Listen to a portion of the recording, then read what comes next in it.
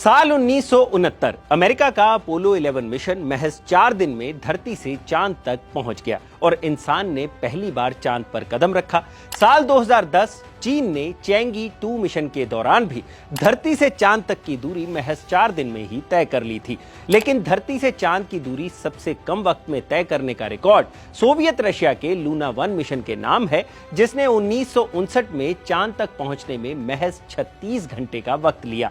अब सवाल ये उठता है कि अगर चीन, अमेरिका और रशिया के स्पेसक्राफ्ट्स को धरती से चांद तक पहुंचने में महज 4 दिन का वक्त लगता है, तो फिर भारत के चंद्रयान 3 को चांद तक पहुंचने में 40 से 42 दिन का वक्त क्यों लग रहा है? अब जितना यह सवाल दिलचस्प है, उतना ही दिलचस्प इसका जवाब भी है। तो चलिए बताते हैं आपको कि आखिर क्यों बाकी देशों के मुकाबले हमारा चंद्रयान चांद तक पहुंचने में इतना वक्त ले रहा है। नमस्कार, मैं हूं भूपेंद्र सोनी और आप देख रहे हैं अनकट।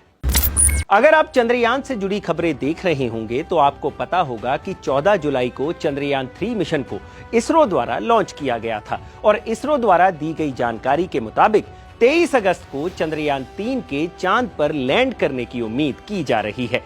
अब यहां आपका ये जानना जरूरी है कि जो चांद आपको और हमें धरती से दिखाई देता है, उसकी धरती से दूरी 3,83,000 किलोमीटर है। यानी धरती से छोड़े गए स्पेसक्राफ्ट को चांद तक पहुंचने में लगभग 4 लाख किलोमीटर की दूरी तय करनी पड़ती है। अब चांद तक जाने के 2 तरीके होते हैं। पहला, धरती से रॉकेट छोड़िए और वो रॉकेट सीधा धरती से चांद की तरफ उड़ान भर दे, जिससे वो 4 दिन में ही सीधे चांद तक पहुंच जाएगा। ये तरीका वही है जिसे चीन, अमेरिका और रशिया यूज करते आ रहे हैं। अब इसके अलावा चांद तक पहुंचने का दूसरा तरीका भी होता है, जिसमें रॉकेट द्वारा स्पेसक्राफ्ट को पहले अर्थ के ऑर्बिट में पहुंचाया जाता है और फिर ये स्पेसक्राफ्ट वहीं पर चक्कर लगाना शुरू कर देता है। अब यहां पर ये स्पेसक्राफ्ट चांद तक की दूरी तय करने के लिए फ्यूल की जगह 2 चीजों का इस्तेमाल करता है। पहला, धरती की रोटेशन स्पीड और दूसरा उसके ग्रेविटेशनल पुल का। इसे थोड़ा और आसान भाषा में समझते हैं। असल में होता यह है कि स्पेसक्राफ्ट जब धरती के ऑर्बिट में पहुंच जाता है तो वो अर्थ के ग्रेविटेशनल पुल की मदद से अर्थ ऑर्बिट में चक्कर लगाना शुरू कर देता है। अब धरती अपनी धुरी पर 1670 किलोमीटर प्रति घंटा की रफ्तार से घूमती है, जिससे स्पेसक्राफ्ट को रफ्तार पकड़ने में मदद मिलती है। फिर धीरे धीरे धरती पर बैठे साइंटिस्ट इसकी ऑर्बिटल मैन्यूवरिंग के जरिए स्पेसक्राफ्ट के ऑर्बिट का दायरा बदलते हैं। इसे बर्न भी कहते हैं, जिससे स्पेसक्राफ्ट का धरती के इर्द गिर्द चक्कर लगाने का जो दायरा है वो बढ़ जाता है, जिससे धरती की ग्रेविटेशनल फोर्स का असर उस पर कम होना शुरू हो जाता है। और फिर एक वक्त ऐसा आता है जब स्पेसक्राफ्ट को बर्न की मदद से चांद के रास्ते पर सीधे डाल दिया जाता है और बिना किसी मेहनत के आसानी से स्पेसक्राफ्ट चांद पर पहुंच जाता है। अब यही वो तरीका है जिसके जरिए इसरो चंद्रयान 3 को चांद पर भेज रहा है। अब तक इसरो ने ऑर्बिटल मैन्यूवरिंग के जरिए 2 बार चंद्रयान 3 का ऑर्बिट बदला है। अभी ये 41,603 किलोमीटर इंटू 226 किलोमीटर ऑर्बिट में है। अब ये जो गणना है ये थोड़ी साइंटिफिक है, तो मुझे नहीं लगता कि इसको और समझने की जरूरत है। यानी दायरा जो है वो बड़ा होता जा रहा है। अब चांद के लिए रवाना होने से पहले चंद्रयान को 5 बार ऑर्बिटल मैन्यूवरिंग करनी है, जिसके बाद इसे लूनर ट्रांसफर ट्रैजेक्टरी यानी चांद के रास्ते पर डाल दिया जाएगा, जिससे ये सीधे बिना किसी मेहनत के चांद पर पहुंच जाएगा। लेकिन अब सवाल ये उठता है कि अगर किसी स्पेसक्राफ्ट को सीधे चांद पर भेजा जा सकता है तो इसरो ने चंद्रयान के लिए ये लंबा रास्ता क्यों चुना? इसके पीछे की भी 2 वजह हैं। पहला, कॉस्ट यानी खर्चा, दूसरा ताकतवर रॉकेट। पहले खर्चे की बात करें तो चीन ने जो लॉन्ग मार्च 5C रॉकेट के जरिए अपना चैंगी 5 मिशन 2020 में चांद पर रवाना किया था, उसकी कॉस्ट थी लगभग 1700 करोड़ रुपए।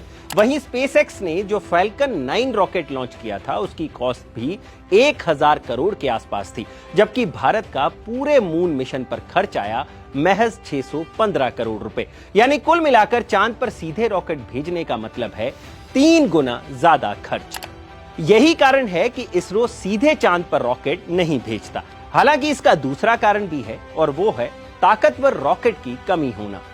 अंतरिक्ष में किसी स्पेसक्राफ्ट को सीधे चांद तक ले जाने में काफी फ्यूल की जरूरत होती है और ऐसे केस में उस रॉकेट की जरूरत होती है जिसकी पेलोड कैपेसिटी ज्यादा हो।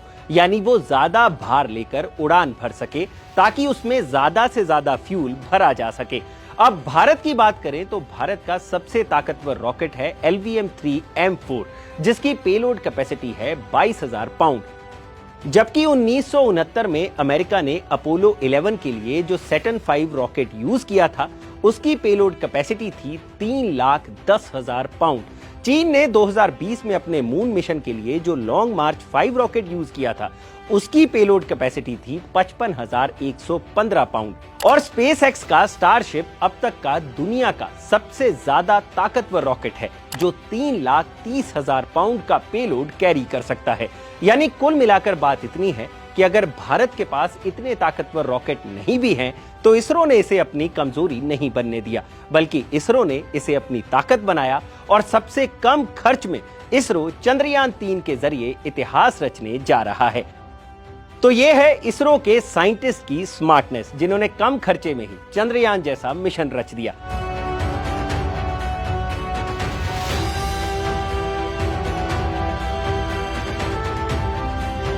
आपको यह जानकारी कैसी लगी, हमें कमेंट सेक्शन में जरूर बताइएगा। और जानकारी से भरे ऐसे ही और वीडियोस देखने के लिए सब्सक्राइब करें हमारा चैनल अनकट। शुक्रिया।